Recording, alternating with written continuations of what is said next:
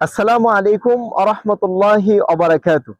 ইন্নাল হামদুলিল্লাহ ওয়াসসালাতু ওয়াসসালামু আলা মান লা নাবিয়্যা বা'দা আম্মা বা'দ। প্রিয় দর্শক ও শ্রোতা মণ্ডলী, সবকিছুর উপরে আমরা হচ্ছি প্রথম মানুষ। মানুষ হিসেবে আল্লাহ রাব্বুল আলামিন অপর মানুষের প্রতি আমাদের অনেক দায়িত্ব দিয়েছেন।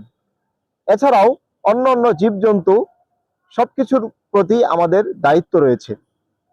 সেই দায়িত্ববোধের জায়গা থেকে আমরা অনেক সময় কাজ করি না, যেটি আমাদের জন্য অন্যায়, অপরাধ।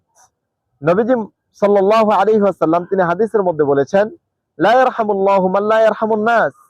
আল্লাহ রাব্বুল আলামিন সে ব্যক্তিকে রহম করেন না, দয়া করেন না, যে ব্যক্তি অপর মানুষের প্রতি দয়া করে না।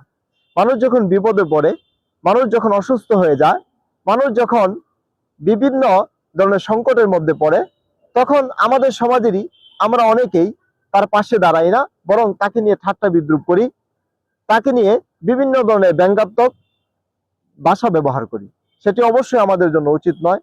বরং যখনই দেখব একজন মানুষ অসহায়, বিপদে পড়েছে, অসুস্থ হয়েছে, তখন তার পাশে দাঁড়াবো। এটি আমাদের প্রিয় নবী মুহাম্মদ রাসূলুল্লাহ সাল্লাল্লাহু আলাইহি ওয়াসাল্লামের শিক্ষা।